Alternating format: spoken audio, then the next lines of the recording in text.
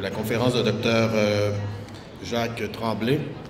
Donc, Dr. Jacques Tremblay a obtenu un doctorat en neurosciences de l'Université de Californie à San Diego en 1974. Depuis ce temps, il a été à l'Université Laval en tant que post-doctorant, professeur et directeur du département d'anatomie. Il est actuellement professeur titulaire au département de médecine moléculaire. Il a publié plus de 250 articles scientifiques sur les maladies héréditaires. Il a travaillé plus particulièrement sur la greffe de myoblastes comme traitement pour la dystrophie musculaire de Duchenne. Depuis 3 ans, il travaille aussi sur la thérapie génique de l'ataxie de Friedreich. Dr. Tremblay.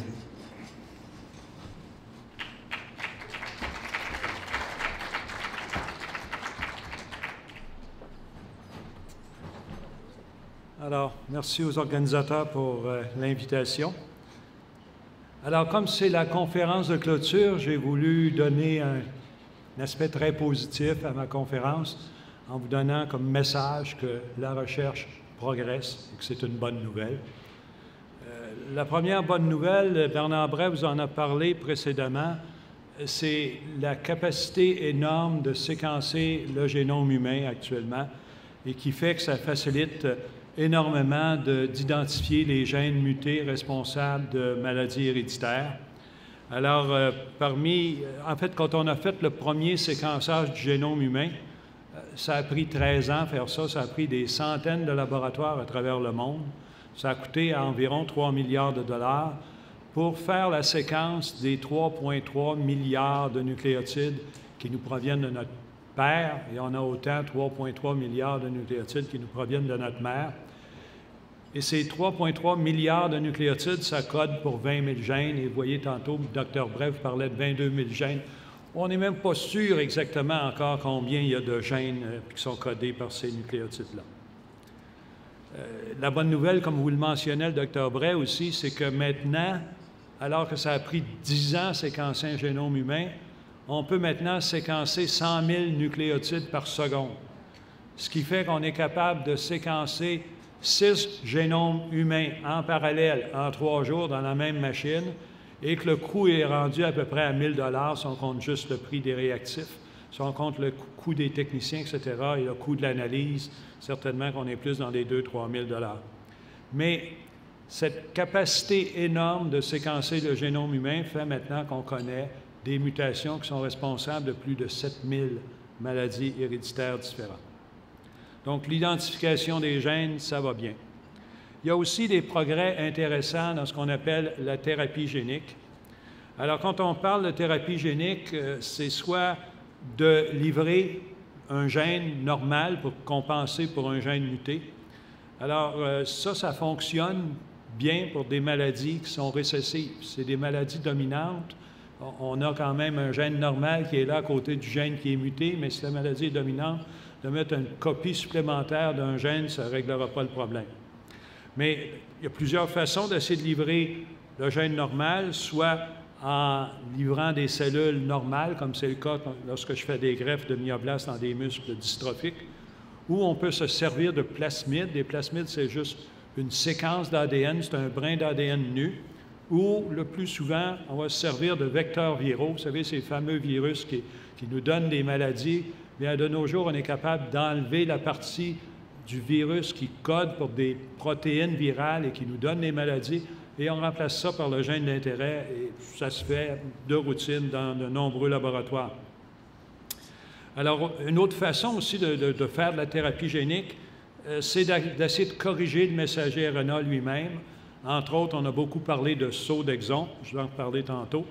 Et surtout, il y a une nouvelle technologie qui permet de corriger des gènes, et là-dessus, c'est vraiment le gros buzzword actuellement quand on va dans des congrès de thérapie génique, c'est qu'on parle maintenant de genome editing. Alors, un peu de la même façon que vous faites du traitement de texte, lorsque vous avez une erreur dans votre texte, vous allez changer la lettre dans le mot qui a une erreur.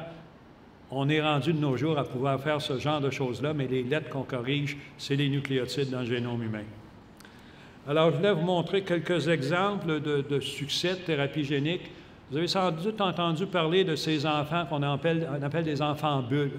C'est des enfants qui doivent vivre complètement en isolation parce que leur système immun ne fonctionne pas bien, ils ne sont pas capables de se défendre contre la moindre infection. Alors, ces enfants-là devaient venir vivre en isolation même de leurs propres parents. Alors, ça, c'était dû au défaut d'un gène, et il y a plusieurs variantes de ces maladies-là, mais c'est toujours des défauts des gènes dans les cellules du système immun. Ces cellules-là dérivent de cellules souches hématopoïétiques. Alors, ce qu'on est capable de faire pour ces enfants-là, c'est de prendre des cellules souches hématopoïétiques qui sont des cellules dans la moelle osseuse. On cultive ces cellules-là in vitro. On peut introduire un gène normal pour compenser pour le gène muté. On remet ces cellules corrigées-là, des cellules génétiquement corrigées, on les remet au patient et le patient est guéri. Il y a plusieurs patients à travers le monde et ce genre d'études-là se continue, mais vraiment, il y a plusieurs, peut-être une trentaine de patients au moins, qui ont été guéris d'une maladie héréditaire qui menait à la mort. Ils sont maintenant guéris et ils vivent un processus normal. Parmi les vecteurs viraux qu'on emploie surtout pour traiter des maladies héréditaires, bien, il y a le virus associé à l'adénovirus. En anglais, c'est Adeno-Associated Virus ou AAV. L'avantage de ce virus-là, c'est qu'il est très petit, 25 nanomètres de diamètre seulement. Et surtout, c'est un virus qui ne donne pas de maladie chez l'humain. On a tous à peu près été exposés à des adéno-associated virus et ça ne nous cause pas de maladie. Alors, entre autres choses, on s'est servi de ce virus-là pour traiter une maladie héréditaire des yeux. C'est l'amorose de Leber. C'est une maladie qui fait que les patients sont aveugles juste parce qu'il y a un gène qui ne fonctionne pas bien, qui code pour la mauvaise protéine ou une protéine qui est anormale dans les cellules de la rétine de l'œil. Alors, ce qu'on a fait pour ces patients-là, c'est de les traiter en injectant directement dans l'œil un virus codant pour le gène qui est le gène normal pour compenser pour le gène muté. Alors, espérons que les vidéos vont marcher. Oui. Alors, on voit ici un enfant, ça a été présenté l'année passée au congrès de l'American Society of Gene Therapy. C'est un enfant d'environ 6 ans qui rentre à l'hôpital. Vous voyez, il est aveugle. Il rentre en tenant sa mère par le bras, il y a une canne blanche en avant. Alors, à l'école, il doit se servir de braille, surtout pour faire ses travaux, etc. Il est, bien sûr, un petit peu à part des autres enfants. Et donc, c'est un enfant auquel on a fait ce traitement de thérapie génique. On nous montre le même enfant 2 ans plus tard, capable de faire des petits travaux manuels, capable de conduire son bicycle. Il se lance la balle avec son père. Il est même capable de l'attraper. Et il fait des petits travaux, comme vous voyez, des petits jeux. Il joue même avec la Wii. Alors, vous voyez qu'il a recouvert la vue. Et moi, quand j'ai vu ce vidéo-là, j'ai essayé de le retrouver sur Internet justement pour la conférence d'aujourd'hui, ça m'a vraiment marqué. À partir du moment où tu as des gens qui sont aveugles de façon héréditaire, puis tu leur fais un traitement aussi simple que d'injecter un virus dans l'œil et puis qu'ils voient, je trouve que des fois, ça commence à ressembler à certaines histoires qu'on voit dans la Bible. Alors, il faut y croire. Entre-temps, qu'est-ce qui se passe? J'ai mon ordinateur, des fois, qui veut que j'aille plus vite.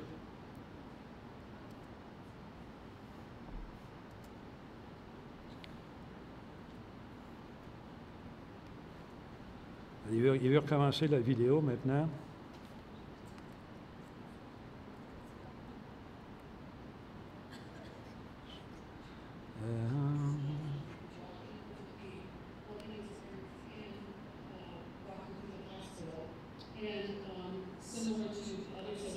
Alors, vous êtes obligé d'écouter la vidéo 2 fois.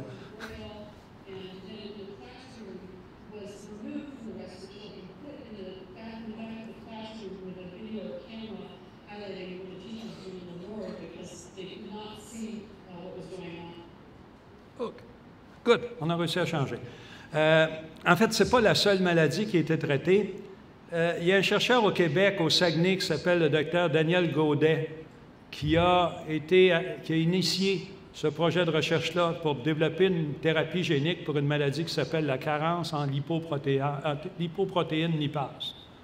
Alors, c'est une maladie héréditaire et, par contre, bien que ce soit un chercheur du Québec, les essais cliniques se sont déroulés aux Pays-Bas, en Hollande, parce qu'il n'a pas pu trouver au Québec le financement nécessaire, parce que ça coûte habituellement quelques millions de dollars pour faire un essai clinique. Il n'a pas pu trouver au Québec le financement, mais c'est devenu le premier médicament de thérapie génique qui a été approuvé par l'Agence européenne du médicament. C'est le premier traitement de thérapie génique où on ne parle plus d'essai clinique, mais on parle vraiment d'un traitement qui est vendu pour $1 million aussi. Donc, éventuellement, les gens qui ont investi dans ce traitement-là sont en train de récupérer leur bille. Une autre maladie qui est traitée aussi, mais c'est par contre un essai clinique qui était de phase 1, qui a été publié par le groupe du Dr. High en 2011, c'est des patients qui souffrent d'hémophilie. Alors, c'est des gens qui ont un saignement parce qu'ils manquent de facteur 9. Alors, ce qu'on a fait à ces patients-là, c'est d'injecter de façon systémique 10 à la puissance 14. Vous savez, c'est 10 suivi de 14 zéros, là, particules virales, donc de AAV, qui codent pour le facteur 9. On a tout simplement injecté ça dans le sang des patients. Et quelques mois plus tard, plusieurs de ces patients-là n'ont plus besoin de prendre le facteur de coagulation. C'était des patients qui avaient une hémophilie vraiment sévère. Même en prenant des facteurs de coagulation, il y avait des épisodes de saignement non contrôlés. Alors, un autre endroit où on a de la progression, c'est dans le développement de traitements pour la dystrophie musculaire de Duchenne. Alors, une des essais cliniques qui a été fait, c'est d'essayer de livrer... Vous savez, le gène de la dystrophine, il est vraiment très gros. Alors, il y a beaucoup d'évidence que ça fonctionnait dans les souris et chez les chiens avec un gène de la dystrophine qui avait été tronqué. On appelle ça une microdystrophine. Et il y a le docteur Mendel qui a fait un essai clinique aux États-Unis avec un AAV codant pour la microdystrophine. Ça a été injecté simplement dans 1 cm3 de muscle. Et malheureusement, cet essai clinique-là, lui, n'a pas fonctionné. Les résultats ont été négatifs. Par contre, ce dont on a parlé beaucoup, c'est de faire des sauts d'exon pour essayer de corriger le cadre de lecture de la dystrophine. Alors, je voudrais juste vous indiquer un petit peu comment ça marche. Le gène de la dystrophine, il est très gros. Il y a alentour de 2 millions de nucléotides de longueur. Mais dans ces 2 millions de nucléotides-là, ce n'est pas tout le monde qui code pour la protéine qui va être la dystrophine. En fait, il y a des séquences de nucléotides qui codent pour un bout de la protéine, on appelle ça des exons. Et il y a d'autres séquences de nucléotides qui ne codent pas pour la protéine, on appelle ça des introns. Et ce qui arrive, c'est que dans le gène de la dystrophine, c'est un très gros gène, il y a 79 exons en tout. Et la façon dont c'est dessiné ici, c'est que vous voyez qu'il y a des fois, on a des faits en triangle comme ça, des fois c'est comme ça. C'est parce que les exons, lorsqu'on traduit les nucléotides en protéines, il faut prendre les nucléotides 3 à la fois. On appelle ça un codon. Un codon, ça code pour une acide aminé. Alors, mais les exons ne contiennent pas tous des multiples de 3 nucléotides. Ceux qui sont comme ça, qui commencent carré, qui finissent carré, ça va bien, c'est des exons. L'exon 4 qu'on a ici contient un multiple de 3 nucléotides. Tandis que ceux qui finissent comme ça, bien, ils contiennent peut-être, celui-là contient 31 nucléotides. Donc, il y a 10 codons qui sont corrects. Il y a un nucléotide qui, lui, pour compléter son codon, doit aller chercher 2 autres nucléotides dans l'exon suivant pour compléter son codon normal, et ainsi de suite. Alors, quand c'est la flèche dans l'autre direction, c'est le contraire. On a 2 nucléotides. Il faut aller chercher le 3e dans l'exon suivant. Alors, lorsque des patients ont des délétions, par exemple, dans cet exemple-ci, on a une délétion de l'exon 52. Alors, vous voyez que cet exon-là, lorsqu'il n'est pas là, l'exon 51 va être connecté directement avec l'exon 53. Leurs bouts ne sont pas compatibles. Lui, il avait déjà complété les 3 nucléotides pour son codon, tandis que celui-là, il a 2 nucléotides à offrir pour le codon suivant, mais lui, il n'en a pas besoin. Alors là, le prochain codon ici va prendre 3 nucléotides de ce codon-là. C'est pas correct. Il devrait en avoir juste 2, puis après ça. Alors donc, ça vient en faire en sorte que ça va changer l'acide aminé qui est codé par ce codon-là, mais surtout, un peu plus loin dans l'exon en question, on va rencontrer un codon qui, au lieu de coder pour un acide aminé, va coder pour un arrêt, codon d'arrêt.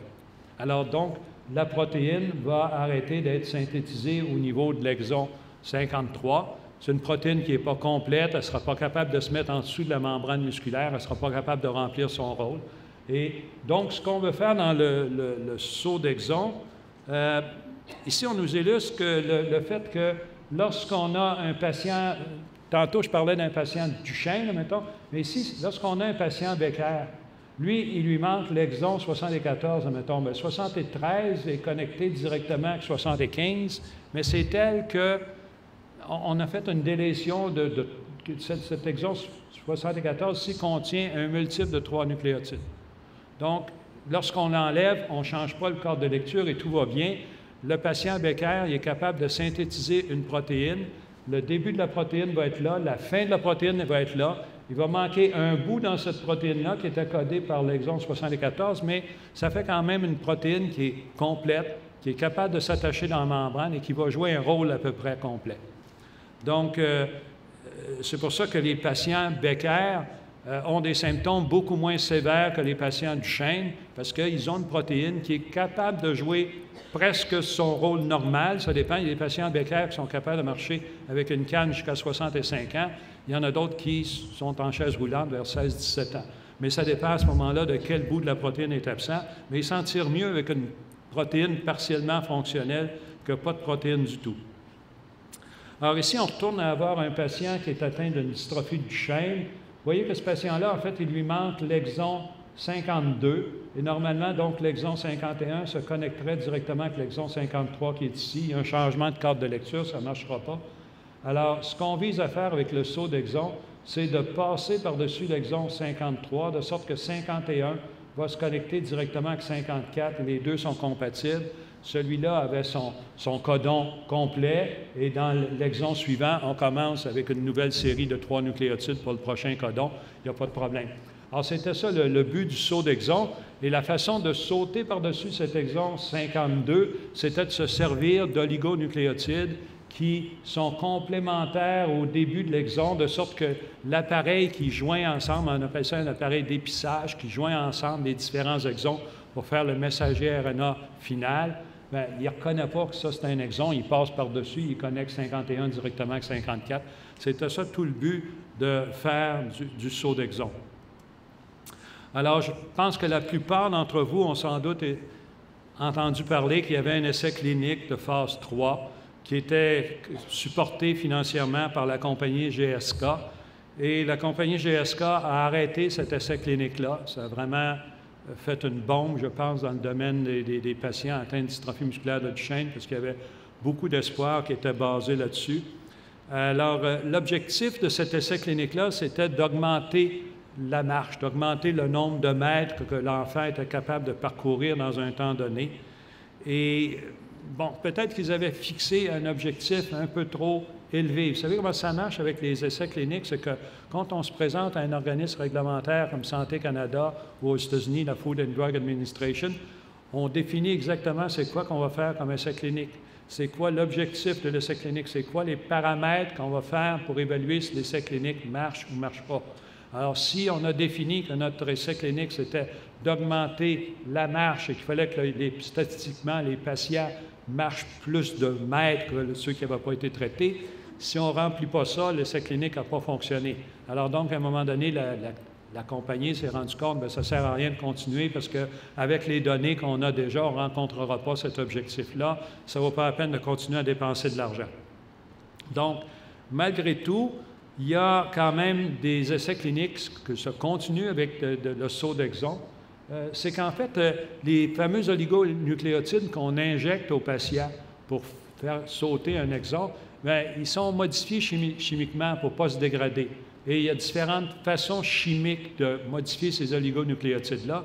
Donc, il y a des essais cliniques qui se poursuivent avec des oligonucléotides modifiés différemment, une chimie différente. Et donc, c'est d'ailleurs des brevets différents. Et donc, ça se poursuit encore, ce genre de saut d'exon-là. Troisième bonne nouvelle, ce serait, je vais vous parler un petit peu plus directement de mon laboratoire, c'est que je vais commencer incessamment, après des années d'attente, pour avoir une subvention, avoir les permissions d'éthique, avoir les assurances, etc. On a enfin tout ce qu'il faut pour commencer à faire un nouvel essai clinique de phase 2 de greffe de myoblastes à des patients atteints de dystrophie de Duchenne. Brièvement, je vous rappelle, c'est quoi cette idée de greffe de myoblastes? C'est qu'il s'agit de prendre une biopsie musculaire d'un donneur sain, qui est habituellement le père ou la mère de l'enfant. Et lorsqu'on prend cette biopsie musculaire-là, il y a des fibres musculaires dans notre biopsie, mais accolé aux fibres musculaires, il y a une cellule qui s'appelle la cellule satellite. C'est une espèce de cellule souche qui est capable de se proliférer. Et le but des cellules satellites, c'est de réparer les muscles. Alors, lorsqu'on fait de l'exercice, on a tous le lendemain un peu mal dans nos mollets, là, parce qu'on a fait trop d'exercices, ou les sportifs qui font un petit peu de levée de poids, ils ont mal à leurs muscles. La raison pour laquelle ils ont mal à leurs muscles, c'est qu'il y a eu des fibres musculaires qui ont été endommagées. Et le lendemain, bien, il y a des macrophages, il y a un processus d'inflammation qui se met en route. Il y a des macrophages qui viennent sur place pour enlever les débris des fibres musculaires qui ont été endommagées. Et à ce moment-là, les cellules satellites qui sont le long des fibres musculaires endommagées et sur les fibres musculaires à côté, ces cellules satellites-là vont se mettre à proliférer et vont éventuellement être capables de se fusionner avec les fibres musculaires endommagées pour les réparer. Alors, dans notre cas, donc, nous, on va chercher une biopsie musculaire. On met en culture ces cellules satellites-là et on est capable de très bien les proliférer. À partir d'une seule cellule satellite, on peut faire 20 millions de myoblastes en culture en l'espace de 3 semaines. Alors, par la suite, ces myoblastes-là, l'avantage des myoblastes, c'est qu'ils proviennent d'un donneur sain.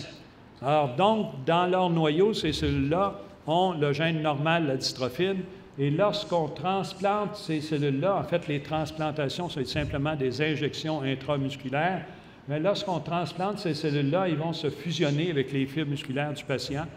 Ils vont introduire dans les fibres musculaires un noyau qui contient un gène normal, la dystrophine, et ce noyau-là va donc être capable de produire de la dystrophine dans les fibres. Et ça, c'est un des patients qu'on a fait dans notre étude de phase 1 qui s'est terminée en 2005. On avait obtenu jusqu'à 26 des fibres qui exprimaient de la dystrophine normale. C'est un des meilleurs résultats qui a été obtenu par quelque technique que ce soit chez des patients Duchenne. Alors donc, le nouvel essai clinique va se mettre en route. C'est fait à l'affaire avec le docteur Jack Pimira à Québec et avec le docteur Craig Campbell à London, en Ontario. Alors, cette greffe de myoblastes-là, la raison pour laquelle ça nous a pris beaucoup de temps à mettre le deuxième essai clinique en route, c'est que les patients doivent être immunosupprimés avec un médicament qui s'appelle le tacrolimus. C'est le médicament qui est utilisé pour les greffes de cœur, les greffes de rein chez de nombreux patients. C'est le médicament le plus à la mode actuellement pour l'immunosuppression, parce qu'il faut immunosupprimer ces patients-là pour empêcher le rejet des cellules, des myoblastes qu'on greffe. Ils proviennent du père, ce n'est pas les myoblastes du patient lui-même. Et donc, pour prévenir le rejet, il faut utiliser ce médicament-là. Alors, ce médicament-là, il y a des effets adverses. Quand on regarde dans le compendium, là, il nous liste tous les effets adverses possibles. Et parmi ceux-là, il y a le fait que ça peut augmenter les risques d'un cancer, ça peut augmenter les risques d'infection parce que le système immun du patient fonctionne moins bien. Alors, à cause de ça, longtemps, le comité d'éthique humaine au CHUL a imposé que les patients devaient avoir plus de 18 ans pour participer à l'essai clinique. Mais d'un autre côté, Santé Canada nous disait que les patients ne pouvaient pas être sur une trachéotomie. Et d'autre part, comme on voulait mesurer la force du poignet pour voir ce mouvement-là, il fallait aussi que les patients soient capables de bouger les deux poignets. Alors, pendant 5 ans, on n'a jamais pu recruter de patients qui satisfaisaient à tous les critères. Et récemment, le comité d'éthique vient finalement de consentir à ce que les patients incorporés dans l'essai clinique aient 16 ans et plus. Remarquez que c'est mieux que 18 ans, on espère être capable d'en trouver quelques-uns. Idéalement, j'aimerais inclure dans mon essai clinique des patients qui ont 12 ans et plus. Mais pour l'instant, on n'a pas cette permission-là. Donc, parmi les solutions sur lesquelles on travaille dans mon laboratoire, c'est que si on greffait aux patients ses propres cellules, où on aurait incorporé un gène normal, la dystrophine, où on aurait corrigé le gène qui est déjà là en place, qui est une autre alternative, on pourrait greffer aux patients ses propres cellules. Alors ça, je peux vous dire que ça fonctionne. Ça fonctionne chez les souris. On est capable de prendre des myoblastes d'une souris qui a la dystrophie musculaire de Duchenne. On a des souris qui ont ça. On est capable de corriger ces cellules en culture. On est capable de les retransplanter à la souris et ça marche sans immunosuppression. La difficulté avec ça, c'est de faire accepter tout ça par des organismes réglementaires comme Santé Canada et par le comité d'éthique humaine. Donc, pour l'instant, on n'a pas cette permission-là. Un autre problème, c'est que si on veut faire ça, d'avoir des cellules, les myoblastes du patient, malheureusement, les propres myoblastes du patient sont sénescents, c'est-à-dire que si on voudrait faire ça chez un patient, de prendre ses propres myoblastes, les corriger génétiquement, il faudrait sans doute qu'on prenne une biopsie musculaire d'un patient d'1 an ou 2, qu'on a diagnostiqué, qu'on sait qu'il y a la dystrophie musculaire de Duchenne. On serait sans doute capable de corriger ces cellules, les proliférer, etc. Mais lorsque les patients atteignent l'âge de 5-6 ans, que déjà ils ont des faiblesses musculaires, la raison pour laquelle ils ont des faiblesses musculaires, c'est que leurs cellules satellites sont épuisées déjà. Les cellules satellites peuvent se diviser à peu près 45 fois dans leur vie.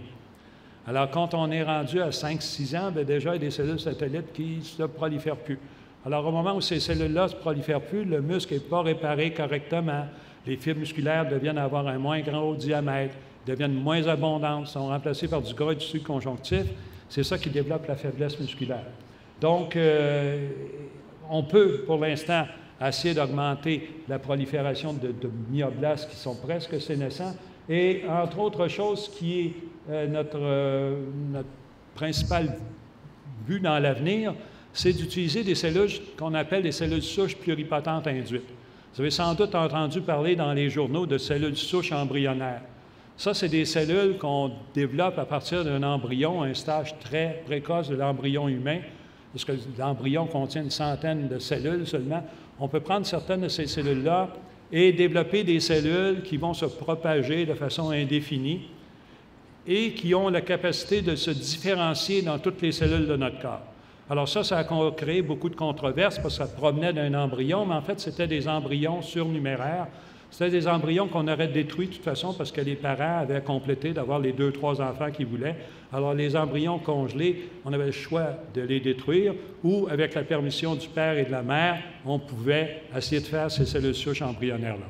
Mais dans mon laboratoire, on a réussi à différencier des cellules souches embryonnaires en myoblastes. On peut même les greffer à des souris qui sont immunodéficientes, montrer que ça fonctionne. Mais ce ne sera pas un gros avantage pour traiter un patient du Duchenne parce que des cellules souches embryonnaires ou des cellules dérivées des cellules souches embryonnaires, ce serait quand même des cellules étrangères.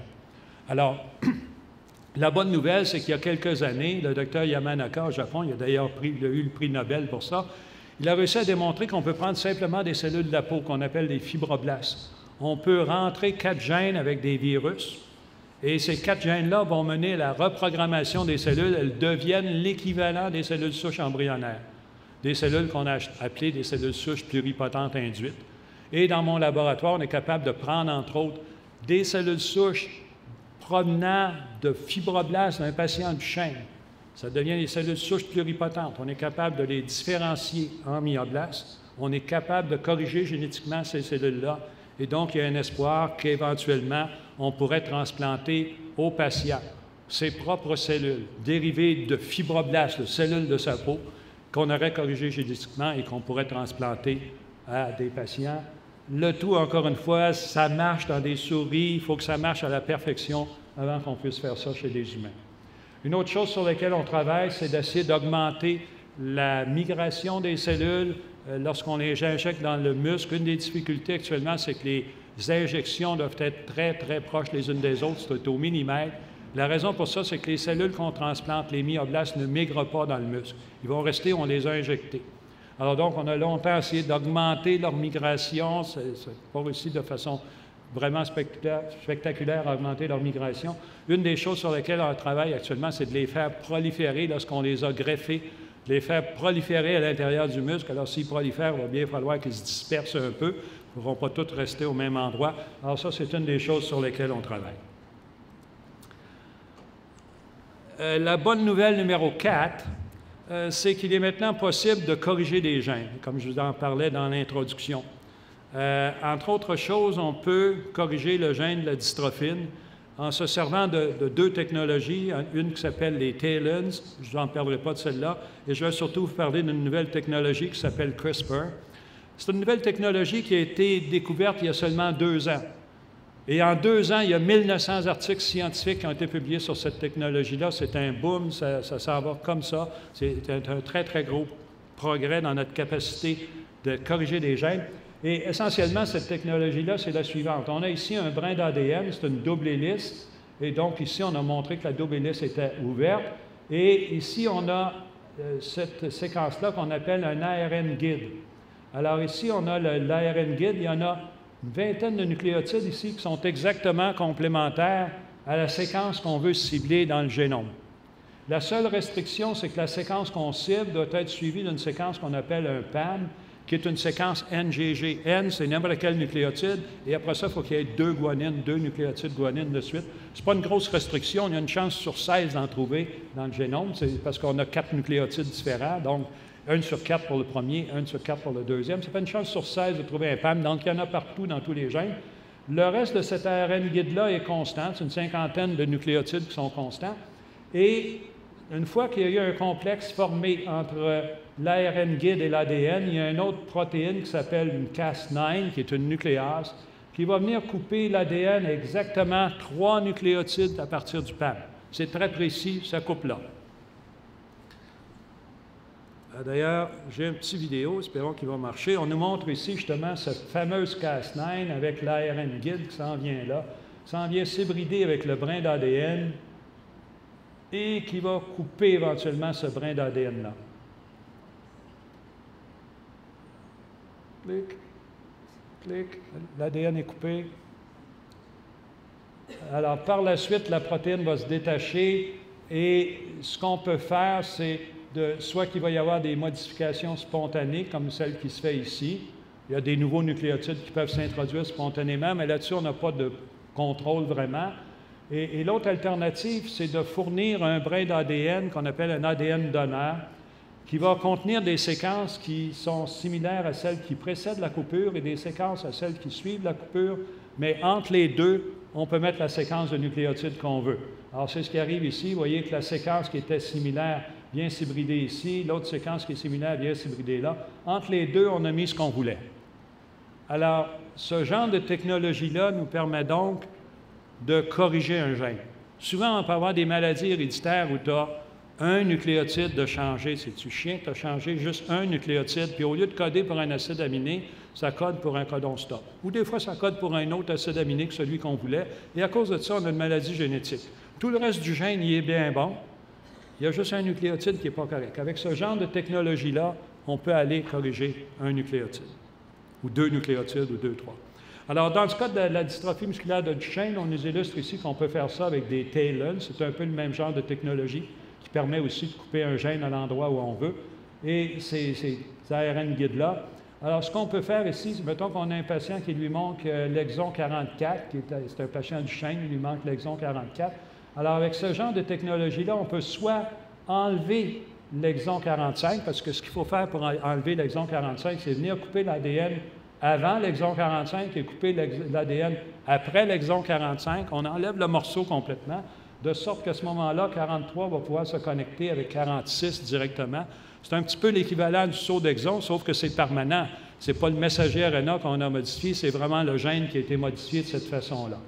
Et ça, je peux vous dire, ça marche. Actuellement, dans mon laboratoire, on est capable de couper le gène de la dystrophine, on le coupe en plein dans l'exon 50, exactement où on veut. On peut couper le gène aussi en plein dans l'exon 54, exactement où on veut. Et entre les deux, on enlève tout ce qui est entre les deux morceaux se reconnectent ensemble exactement comme on voudrait. C'est fantastique. Moi, c'est une des bonnes raisons pour ne pas prendre ma retraite. Écoutez, il y a 5 ans, on ne pouvait pas rêver de faire des affaires de même dans un laboratoire. On reconnaît des séquences uniques. Il y a 6 milliards de nucléotides à l'intérieur de la cellule. On est capable d'aller reconnaître une vingtaine de nucléotides puis d'aller couper exactement là. C'est extraordinaire. Alors, une des autres choses qu'on peut faire aussi avec ce genre de technologie-là, c'est plutôt de couper dans l'exon 45. Et à ce moment-là, ça n'a pas besoin de fournir d'ADN donneur. Il y a une coupure qui est faite, il y a une réparation spontanée qui va se faire. Et lors de la réparation spontanée, il peut y avoir des inclusions ou des insertions d'un nombre variable de nucléotides. La bonne nouvelle, c'est qu'une fois sur 3, le nombre de nucléotides qui est enlevé ou le nombre de nucléotides qui est ajouté est tel qu'on rétablit le cadre de lecture. Alors, on a réparé le problème de cette façon-là, et ça aussi, c'est fait. OK, et l'alternative finale, et qui est déjà faite par un de mes collègues, le Dr. Gerbach, c'est de dire on va couper le gène de la dystrophine, puis plutôt que de corriger le cadre de lecture, on va aller remettre l'exon qui manque. Ce patient-là, lui manquait l'exon 44. Alors donc, on va lui remettre à l'intérieur du gène de la dystrophine l'exon 44 qui lui manquait. Et là, quand ça va être produit une dystrophine, ça va être une dystrophine parfaite. C'est là, il y a tous les morceaux. Alors donc, ça aussi, c'est faisable et c'est des alternatives sur lesquelles on travaille. Je vous illustre ici un petit schéma où on avait une autre maladie. En fait, cette maladie-là, c'est une maladie sur laquelle je travaille, c'est l'Alzheimer. Dans l'Alzheimer, il y a des mutations dans l'exon 16, dans cette maladie-là, qui préconisent d'avoir commencé l'Alzheimer à l'âge de 40-45 ans à cause d'une mutation dans ce gène-là. Ce qu'on peut faire, c'est de couper et de remplacer l'exon 16 par une autre séquence qui va venir corriger la mutation qu'on avait dans l'exon 16. Et encore là, je peux vous dire, ça fonctionne dans des cellules en culture. On n'a pas encore guéri aucun patient avec ça, mais moi, je trouve ça extraordinaire quand même d'être capable d'aller changer des nucléotides de la façon qu'on veut. Bonne nouvelle numéro 5. Il y a un essai clinique qui commence aux États-Unis pour une nouvelle thérapie pour la dystrophie myotonique de Steinert. C'est des recherches qui ont été développées par le Dr Jack Pimira, mon collègue à Québec. Et donc, à cause de ces recherches, c'est une thérapie qui va se développer aux États-Unis. Pourquoi aux États-Unis? Parce qu'il y a une compagnie américaine qui a mis les sous nécessaires pour faire l'essai clinique. C'est une des choses qui nous manque au Canada, c'est une des choses qui nous manque au Québec. On n'a pas de compagnie de capital de risque, on n'a à peu près pas de compagnie pharmaceutique qui font de la recherche, qui investissent des sommes importantes en recherche, et c'est quelque chose qu'il faudrait vraiment développer au Québec. Alors, je vous rappelle que dans cette maladie-là, il y a normalement, chez les sujets normaux, il y a une répétition de 3 nucléotides qui sont CTG. Chez les sujets normaux, on en a à peu près 38. Chez les patients, il y a de 40 à 5 000 répétitions de CTG dans une partie non codante d'un gène. Mais tout ceci fait qu'il y a des messagers ARN anormaux qui sont produits.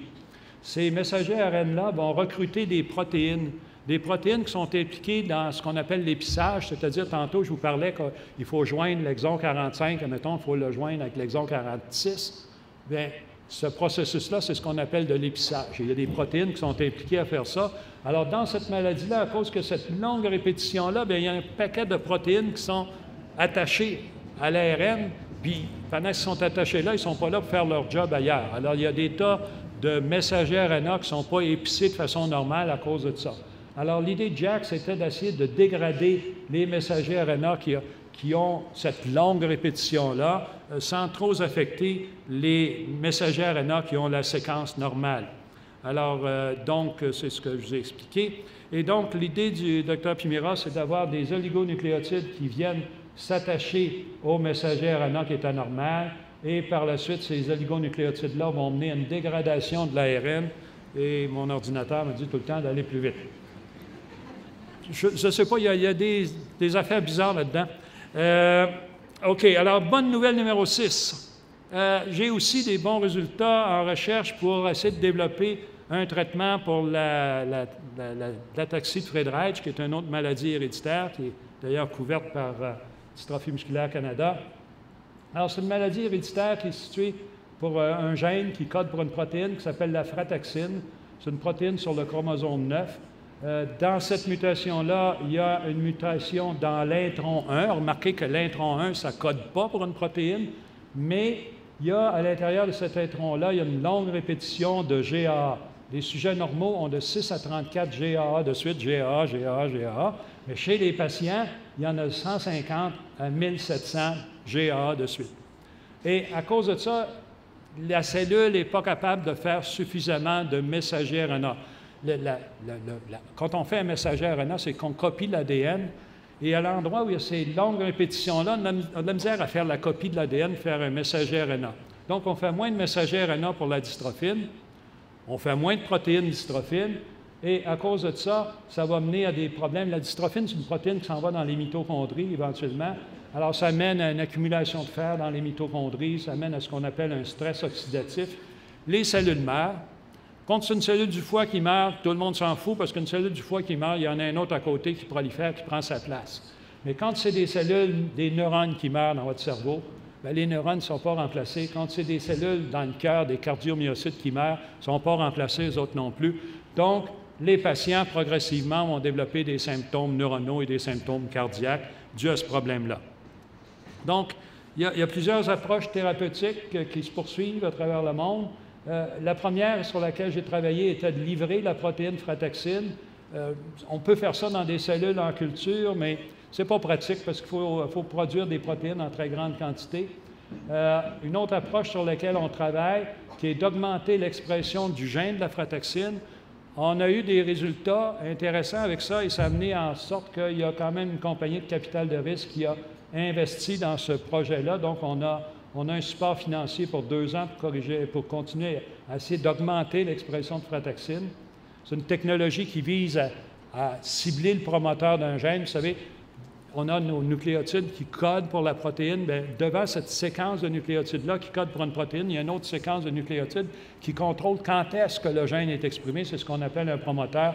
Alors, dans ce genre de technologie-là, on vise le promoteur pour augmenter l'expression de la protéine, augmenter l'expression du messager RNA. Une autre technique, bien entendu, sur laquelle on travaille, c'est en utilisant la technologie des CRISPRs. On vise à corriger le gène, c'est-à-dire d'enlever cette longue séquence de nucléotides qu'on n'a pas besoin.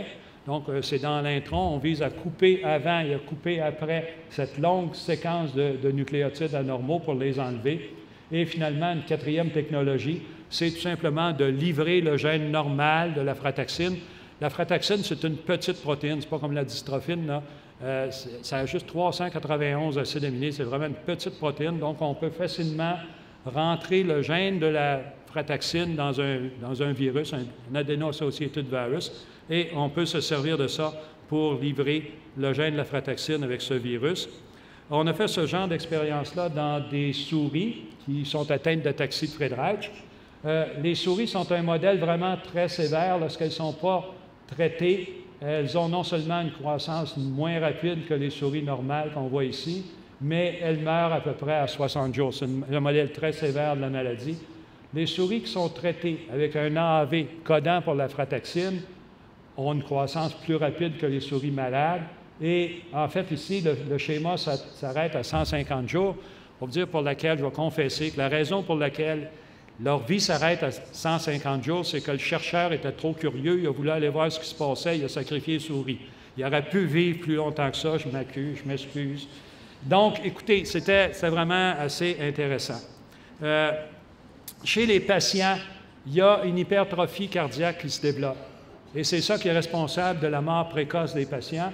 Alors, les souris qui sont un modèle de l'ataxie de Friedreich, qui ne sont pas traitées, en effet, développent une hypertrophie cardiaque. Ça, c'est des souris normales. Et lorsqu'on les traite avec un virus, lorsqu'on les traite jeunes avec un virus, vous voyez qu'on réduit énormément l'hypertrophie cardiaque qui, chez les patients, est responsable de leur mort. Je vais vous montrer une petite vidéo plutôt.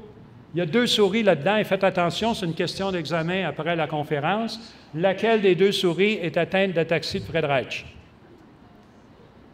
Alors, ça, on va appeler ça la souris A. Ça, c'est la souris B. Regardez-les aller. Alors là, on a 2 souris encore. Ça, c'est la souris A, c'est la souris B. Est-ce que la souris A ou la souris B est celle atteinte de dystrophie musculaire? A, levez la main. Excusez, c'est ataxie de Friedreich, là. Et B, est-ce qu'elle est atteinte?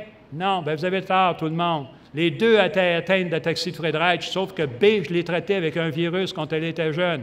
Et elle va très bien. Ça fait des années que je suis en recherche, je n'ai jamais vu des résultats aussi spectaculaires que ça. Malgré tout, la souris, ce qu'on vous montre ici, c'est qu'elle n'est pas complètement normale. Lorsqu'on la tient par les pattes comme ça, les pattes qui branlent un peu, et c'est pas normal. Donc, elle n'est pas tout à fait guérie, mais elle se comporte quand même pas mal mieux qu'avant. Et je trouvais que c'était quand même une bonne nouvelle. Bonne nouvelle numéro 7. Il y a un projet en France qui s'appelle le projet Imagine. C'est en fait un institut des maladies génétiques à Paris. Il y a un site web, si ça vous intéresse, allez voir ça. C'est un nouveau laboratoire qui regroupe 19 000 mètres carrés. Ça regroupe 400 chercheurs. C'est un financement conjoint de l'Association française contre les myopathies, l'INSERM, la mairie de Paris, l'université, la Fondation des hôpitaux de Paris, etc., etc., etc. Alors, ça fait en sorte que ça va accélérer la recherche sur le développement de thérapies pour les maladies rares. On pourrait se demander, est-ce qu'on a la même chose au Québec? Bien, il y a à peu près un mois ou 2, j'ai découvert qu'à Saint-Hyacinthe, à la Faculté de médecine vétérinaire de Saint-Hyacinthe, ils ont construit ce laboratoire-là qu'ils appellent l'unité de production biothérapeutique. Ça contient de l'équipement fantastique. Il y a pour 6 millions d'équipements dans cette affaire-là. Ça n'a pas servi depuis 10 ans. Ça n'a pas servi depuis 10 ans parce qu'ils ont eu un octroi pour construire le laboratoire, mais ils n'ont jamais eu d'octroi pour le faire fonctionner.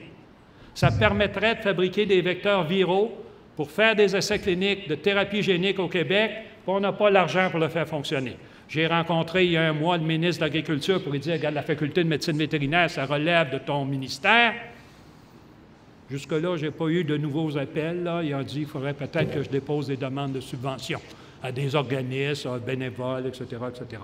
Je trouve qu'au Québec, on a des tas de maladies héréditaires qui sont des maladies héréditaires fréquentes au Québec à cause des effets fondateurs. Il faudrait bien qu'au Québec, on se mêle d'essayer de guérir nos propres maladies génétiques, là, puis il faudrait qu'on puisse compter sur le gouvernement du Québec pour faire ça. Alors,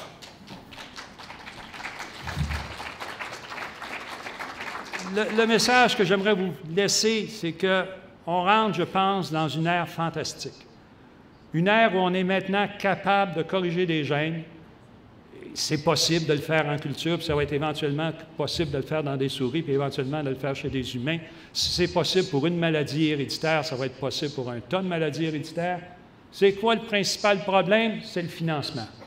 Il faut que ça soit comme en Europe. En Europe, vous savez, il y a une bonne visibilité pour les maladies rares. Il y a une politique de la part des gouvernements européens qui reconnaissent que les maladies rares, ça existe et qu'il faut faire quelque chose et que ça touche... Même si chacune des maladies rares est rare, il y en a 7000 des maladies rares, puis quand on les met toutes ensemble, ça atteint 8 de la population. Il faudrait que le gouvernement entende ce message-là et qu'il investisse aussi dans ce genre de recherche-là. Alors donc, il y a de l'argent actuellement, il y a beaucoup d'argent qui est dépensé par Génome Canada, par Génome Québec, pour faire du séquençage. Bernard Bray en a parlé tantôt, c'est des techniques fantastiques. Oui, ça va nous permettre d'identifier d'autres gènes qui sont mutés. Elle me dit, j'ai déjà dépassé 10 minutes. Il me reste 10 minutes. C'est ma dernière diapo, il n'y a pas de problème. Alors, écoutez, c'est vrai qu'on dépense beaucoup d'argent, c'est fantastique, on peut identifier des mutations, mais il y a déjà un bon nombre de mutations de développer. Il faudrait qu'on travaille sur les thérapies et il faudrait que Génome Québec et Génome Canada investissent aussi dans le développement de thérapie. Parce que longtemps, Génome Québec et Génome Canada disaient « Ah, la thérapie génique, c'est de la science-fiction, ça ne marche pas. » Ça fonctionne, la thérapie génique. On est capable d'introduire des gènes normaux, on est capable de corriger des gènes mutés et il faudrait mettre de l'argent sur ce genre de recherche-là. C'est tout ce que j'avais à confesser pour aujourd'hui. Je vous remercie.